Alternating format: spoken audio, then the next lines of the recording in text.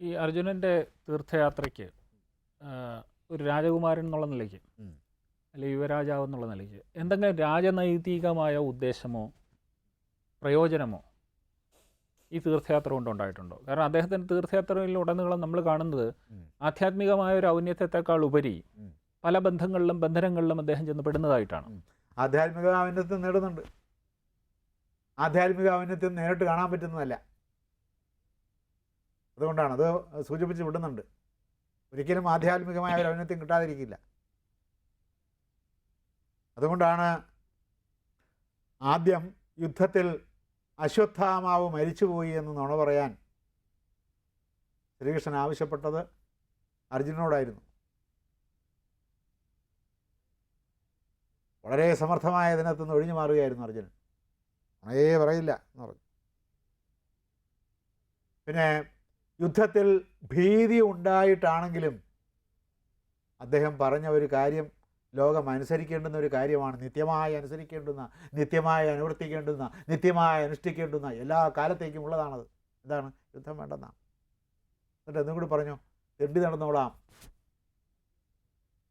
രാജ്യത്തിൻ്റെ ഭോഗൈശ്വര്യങ്ങൾ വേണ്ട, തെണ്ടി നടന്ന് ഭിക്ഷാടനം ചെയ്ത് ജീവിച്ചോളാം, എന്നാലും ജനങ്ങളെ കൊല്ലാൻ വയ്യ, സൈന്യത്തെ കൊല്ലാൻ വയ്യ, പരിചയമുള്ളവരെ ജ്ഞാതികൾ പരിചയക്കാരാണ്, പരിചയക്കാരെ കൊല്ലാൻ വയ്യ, അച്ഛൻ്റെയും അമ്മാവന്മാരുടെയും സ്ഥാനത്ത് നിൽക്കുന്ന ശത്രുക്കളുടെ കൂട്ടത്തിൽ നിൽക്കുന്നവരെ കൊല്ലാൻ വയ്യ, ആചാര്യന്മാരെ കൊല്ലാൻ വയ്യ, സുഹൃത്തുക്കളെ കൊല്ലാൻ വയ്യ. അതിനേക്കാളും നല്ലത് ഭക്ഷ്യം പിച്ചതണ്ടി ജീവിക്കുന്നതാണ്.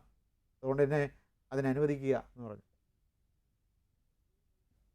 അതിൻ്റെ വിദൂരതയിൽ, ആ ഒരു യുദ്ധ നിവർത്തന സ്വഭാവത്തിൻ്റെ അതിവിദൂരതയിൽ വർത്തിക്കുന്നത് ഭീരുത്വത്തിൻ്റെ അപ്രത്യക്ഷമായ ഒരു ബീജമാണ് എന്ന വസ്തുത അവിടെ കിടക്കുന്നുണ്ടെങ്കിലും പറഞ്ഞ കാര്യങ്ങൾ ലോകത്തിനെന്ന് സ്വീകാര്യമാണ്.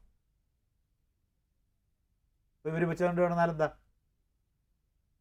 ഒന്നുമില്ല. പക്ഷെ എന്തുകൊണ്ടാണ് കൃഷ്ണൻ അതിനെ നിഷേധിച്ചത്? കൃഷ്ണൻ നിഷേധിച്ചത് ഈ അർജുനൻ വിചാരിക്കുന്നത് വരെ ഇവരെ പിച്ചുതണ്ട് നടക്കാൻ ദുര്യോധനൻ വിടില്ല. യുദ്ധത്തിൽ നിന്ന് പിന്തിരിഞ്ഞു പോയെന്നാൽ എന്താ അർത്ഥം? യുദ്ധത്തിൽ തോൽക്കുമെന്നുള്ള ഉറപ്പം കൊണ്ട് പേടിച്ചു പോയതാണെന്നാണ്. അപ്പോൾ പിന്നെ എന്ത് ചെയ്യും? തൻ്റെ സൈന്യത്തോട് പറയും, വളഞ്ഞ് പിടിക്കവന്മാരെ എന്ന് പറയും. അപ്പോൾ പ്രശ്നം അവിടെ അവസാനിക്കില്ലേ? അതുകൊണ്ടാണ് അതിന് സമ്മതിക്കാഞ്ഞത്.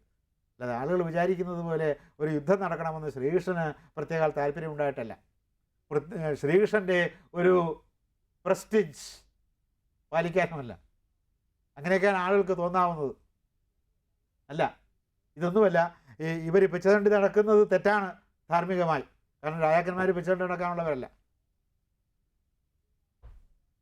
എന്തുകൊണ്ടാണ് രാഷ്ട്രീയക്കാർ മടുത്ത് ഇലക്ഷനിൽ നിന്ന് പിന്മാറാത്തത്? അങ്ങനെ നടക്കാനല്ല അവർ ജീവിക്കാൻ ഇറങ്ങിയിരിക്കുന്നത്. അവർ എല്ലാ കാലവും ഇലക്ഷനിൽ നിന്ന് ജയിച്ച് ഭരണാധികാരത്തിൽ വരാനാണ് അവരിയ്ക്കുന്നത്. അപ്പോൾ അതിൽ നിന്ന് മാറില്ല. എന്നാലും കൃഷ്ണൻ അനുവദിച്ച് കൊടുത്തേനെ. ഈ വലിയ ഒരു ഹിംസ, ഒരു മനുഷ്യ കുരുതിയുടെ അതിനു മുമ്പ് കേട്ടിട്ടില്ലാത്ത തരത്തിലുള്ള അശ്രുതപൂർവമായ ഒരു മനുഷ്യക്കുരുതിയെ സമൂലമായി ഒഴിവാക്കാമല്ലോ എന്ന് വിചാരിച്ചിട്ട് അദ്ദേഹം അതിന് ചെവി കൊടുക്കുമായിരുന്നു.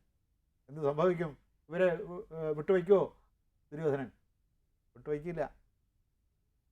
അതുകൊണ്ടാണ്.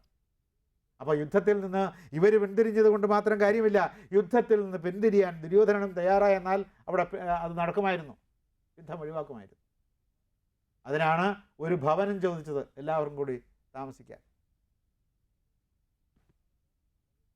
താവത അപരിത്യാജ്യം പുമേർന്നഹ പാണ്ഡവാൻ പ്രതി. ഇതുമേ സൂചി തുമ്പത്ത് കുത്തിയാൽ കിട്ടുന്ന മണ്ണ് പോലും ഞാൻ അവർക്ക് കൊടുക്കില്ല എന്ന് പറഞ്ഞ ആളിനടുത്ത് പിന്നെ എന്ത് തരത്തിലുള്ള സന്ധി സംഭാഷണങ്ങൾ ചിലവാകും? അപ്പോൾ യുദ്ധം ചെയ്ത് തകർക്കുക മാത്രമേ നിവൃത്തിയുള്ളൂ. അതുകൊണ്ടാണ് അർജുനൻ്റെ ആ ശമപ്രാർത്ഥനയ്ക്ക് കൃഷ്ണൻ വഴങ്ങി കൊടുക്കാതിരുന്നത്. ഒന്ന്. പിന്നെ 12 വർഷവും പിന്നെ 13 വർഷവും, ഒരു വർഷം അജ്ഞാതവാസത്തിൻ്റെ ഒരു വർഷവും കൂടി ചേർത്ത് 13 വർഷം ജീവിച്ചിട്ടും, ഏതാണ്ട് താപസന്മാരെ പോലെ തന്നെ ജീവിച്ചിട്ടും, ജടാവൽക്കലങ്ങൾ ധരിച്ച് ജീവിച്ചിട്ടും രാജ്യത്തോടുള്ള മോഹം അവർക്ക് കിട്ടണമെങ്കില്ല. എന്താണ് കാരണം? അവർ രാജാക്കന്മാരാവാൻ ജനിച്ചവരാണ്. അതവരുടെ പാരമ്പര്യത്തിലുള്ളതാണ്. അതിൽ നിന്ന് അവരുടെ സ്വഭാവത്തെ മാറ്റിയെടുക്കാൻ, ആ പരമ്പരാസിദ്ധമായ സ്വഭാവത്തിലെ ക്ഷാത്ര തേജസ്സിൽ നിന്ന് അവർക്ക് മാറിപ്പോരാൻ, ഒഴിഞ്ഞു പോരാൻ അത്ര എളുപ്പമല്ല. അത് വളരെ കൃച്ഛ്രസാധ്യമായ ഒരു സംഗതിയാണ്. ഇതെല്ലാം കൂടി ആലോചിച്ചിട്ടാണ് അർജുനൻ്റെ ആരംഭത്തിലുള്ള യുദ്ധാരംഭത്തിലുള്ള യുദ്ധവൈമുഖ്യത്തിൽ നിന്ന്, പിന്നെ അതിനെന്താണ് പേരിട്ടിരിക്കുന്നത്, വിഷാദയോഗം എന്നാണ്. തളർച്ചയാണ്, അവസാദം. സാദം എന്നുള്ള വാക്കാണ്. ആ സാദം എന്നുള്ള വാക്കിനോട് പ്രാ ചേർത്താൽ പ്രസാദം എന്നാകും. തളർച്ച ഇല്ലാത്ത അവസ്ഥയാണ്. അമ്പലത്തിൽ നിന്ന് കിട്ടുന്നത് ദേവൻ്റെ പ്രസാദം എന്ന് പറഞ്ഞാൽ നമ്മുടെ തളർച്ച മുഴുവൻ മാറ്റും എന്നാണ് അതിൻ്റെ പിന്നിലുള്ള സങ്കല്പം. അതാണ് പ്രസാദം. അവസാദമുണ്ട്, അതും തളർച്ചയാണ്. അതിൽ നിന്നാണ് സീതന്തി എന്നുള്ള ബഹുജന ക്രിയ വരുന്നത്. എൻ്റെ അവയവങ്ങളെല്ലാം തളർന്നു പോകുന്നു. ഗാത്രാണി അവയവങ്ങൾ എന്നാണ്. ഗാത്രം എന്ന് വെച്ചാൽ ശരീരം എന്നർത്ഥമുണ്ടെങ്കിലും അവിടെ ഗാത്രാണി എന്ന് പ്രയോഗിക്കുമ്പോൾ അംഗങ്ങൾ എന്നാണ്. എൻ്റെ അംഗങ്ങളൊക്കെ തളർന്നു പോകുന്നു. മനസ്സും തളർന്നു. അംഗങ്ങൾ തളർന്നാൽ അവസാദമാണ്, മനസ്സും കൂടി തളർന്നാൽ വിഷാദമായി, ഡിപ്രഷൻ. അത് മനോരോഗത്തിൻ്റെ പരിധിയിലേക്ക് കയറി നിൽക്കുന്നതാണ്. അത് സൈക്കോസിസ് അല്ല, പക്ഷേ അത് ന്യൂറോസിസാണ്. ഗ്രന്ഥികളുടെ തളർച്ചയാണ്, ഗ്രന്ഥികളുടെ അവസാദമാണ്. അപ്പോൾ ഒരു ന്യൂറോസിസിന് വിധേയനായിരിക്കുകയാണ് അദ്ദേഹം. അതിനെന്ത് വേണം? ആ ന്യൂറോസിസിന് കൗൺസിലിംഗ് വേണം. ആ കൗൺസിലിംഗാണ് കൊടുത്തത്. പെട്ടെന്ന കൗൺസിലിംഗാണ്, മനസ്സിലാക്കാൻ പ്രയാസമുള്ള കൗൺസിലിംഗാണ്. ഇതാണ് ഒരു മഹത്തായ ദർശനമാണ് കൗൺസിലിംഗായിട്ട് അർജുനന് താങ്ങേണ്ടി വന്നത്. അർജുനൻ ആവശ്യപ്പെടുകയും ചെയ്തു. അപ്പോൾ തൻ്റെ വൈഭവത്തിലുള്ള പ്രപഞ്ച സങ്കല്പം, തൻ്റെ പ്രതിഭയുടെ വ്യാപ്തിയിൽ ഒതുങ്ങാതെ നിൽക്കുന്ന പ്രപഞ്ച സങ്കല്പം, ജീവിത സങ്കല്പം, ജീവധാരയുടെ ചരിത്രത്തോടുകൂടി അദ്ദേഹം പറഞ്ഞു കൊടുത്തു. ഇടയ്ക്ക് വീണ്ടും ദ്രോണരുടെ യുദ്ധം പ്രശ്നമായിട്ട് വന്നപ്പോൾ അദ്ദേഹത്തെ കൊല്ലാൻ സാധിക്കുന്നില്ല. അപ്പോഴാണ് ആയുധം താഴെ വെച്ചല്ലാതെ അങ്ങനെ കൊല്ലാൻ പറ്റും, അങ്ങനെ അല്ലാതെ കൊല്ലാനൊക്കില്ല. എന്തുകൊണ്ടാണ്? ഈ പരശുരാമൻ്റെ കയ്യിലുണ്ടായിരുന്ന എല്ലാ ആയുധങ്ങളും അദ്ദേഹം അനുഗ്രഹിച്ച് കൊടുത്ത് വിട്ടിരിക്കുകയാണ് ഇദ്ദേഹത്തെ, ബ്രഹ്മാസ്ത്രം ഉൾപ്പെടെ. അതുവരെ ദ്രോണർക്ക് ബ്രഹ്മാസ്ത്രം അറിഞ്ഞുകൂടായിരുന്നു. പരശുരാമനാണ് ബ്രഹ്മാസ്ത്രം കൊടുത്തത്. ജീവിതം ഉപേക്ഷിച്ചു പോയ ഒരാൾ ചെയ്ത ഒരു ചതിയെ ബ്രഹ്മാസ്ത്രം കൊടുത്ത് വിട്ടു ഇദ്ദേഹത്തിന്.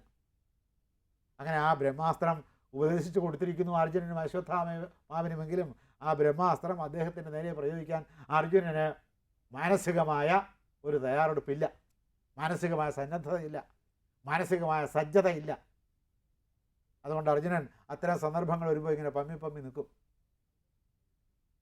പിന്നെ ഉള്ളിൽ ഭീതിയുമുണ്ട്, ബഹുമാനവുമുണ്ട്, സ്നേഹവുമുണ്ട്, എല്ലാ വികാരങ്ങളുമുണ്ട്. ഇങ്ങനെ നാനാവികാര സങ്കുലമായ ഒരു മനോഭാവമാണ് അദ്ദേഹത്തിന് ദ്രോണരോടുണ്ടായിരുന്നത്. ദ്രോണരെ കൊല്ലാൻ അർജുനന് മാത്രമേ സാധിക്കുകയുള്ളൂ, സാധിക്കുമെങ്കിൽ. പക്ഷെ അദ്ദേഹം അത് ചെയ്യുന്നില്ല. അപ്പോൾ ആയുധം താഴെ വെച്ചേ കൊല്ലാൻ പറ്റൂ. ആയുധം താഴെ വയ്ക്കണമെങ്കിൽ എന്ത് വേണം? അദ്ദേഹത്തിന് അതിന് തക്കതായ കാരണം കിട്ടണം എന്ന് മാത്രമല്ല, അദ്ദേഹത്തിനടുത്ത് ചെന്ന് യുദ്ധാരംഭത്തിൽ ചോദിക്കുകയുണ്ടായി ധർമ്മപുത്രൻ എന്ന് നമസ്കരിച്ചിട്ട് പറഞ്ഞു, യുദ്ധത്തിൽ അങ്ങ് ഈ പക്ഷത്തെ യുദ്ധം ചെയ്തുകൊണ്ട് നിൽക്കുമ്പോൾ ഞങ്ങൾ ജയിക്കുകയില്ലെന്ന് എനിക്കറിയാം. അങ്ങ് അജയ്യനാണ്, അജയ്യ വീര്യനാണ്, അജയ്യ അഭ്യാസനാണ്. അതുകൊണ്ട് അങ്ങയെ തോൽപ്പിക്കാൻ സാധിക്കില്ലെന്നറിയാം. എനിക്ക് ആ തോൽപ്പിക്കാനുള്ള വിദ്യ ഒന്ന് പറഞ്ഞു തന്നേ. അപ്പോൾ പിന്നെ പറഞ്ഞു കൊടുക്കാതിരിക്കാൻ നിവൃത്തിയില്ല. നേരത്തെ സൂചിപ്പിച്ചിരുന്നു, നിങ്ങൾ ജയിക്കാനുള്ള, എന്നെ കൊല്ലാനുള്ള വിദ്യ ഞാൻ തന്നെ നിങ്ങൾക്ക് പറഞ്ഞു തരാം എന്ന് അദ്ദേഹം പറഞ്ഞിരുന്നു. അപ്പോഴാണ് ഒരു അപ്രിയ വാർത്ത എന്തെങ്കിലും കേട്ടാൽ, അപ്രിയമായ വർത്തമാനം കേട്ടാൽ ഞാൻ ആയുധം താഴെ വയ്ക്കും. അപ്പോൾ ഇദ്ദേഹത്തിൻ്റെ പ്രിയാപ്രിയങ്ങൾ അറിയാമായിരുന്ന ധർമ്മപുത്രർക്കറിയാം. മകനാണ് അദ്ദേഹത്തിന് ഏറ്റവും പ്രിയപ്പെട്ട വസ്തു. ലോകത്തിലെല്ലാവർക്കും ചിലപ്പോൾ അങ്ങനെ ആയിരിക്കും. അങ്ങനെ ഇല്ലാത്ത ഒരാളെ മഹാഭാരതത്തിൽ നാം കാണുന്നത് ശ്രീകൃഷ്ണൻ മാത്രമാണ്. മക്കളെയൊക്കെ തല്ലിക്കൊന്നുള്ളൂ. അതാണ് കാരണം. അവർ അധർമ്മിഷ്ഠന്മാരായി അധർമ്മത്തിൽ പെരുത്ത് അധർമ്മത്തിൻ്റെ കുലപർവ്വതങ്ങൾക്ക് മുകളിൽ കയറി അവരിയ്ക്കാൻ തുടങ്ങിയപ്പോഴേക്കും അവരെ തല്ലിക്കൊന്ന് രാജ്യം സ്വച്ഛമാക്കി കൊടുത്തു.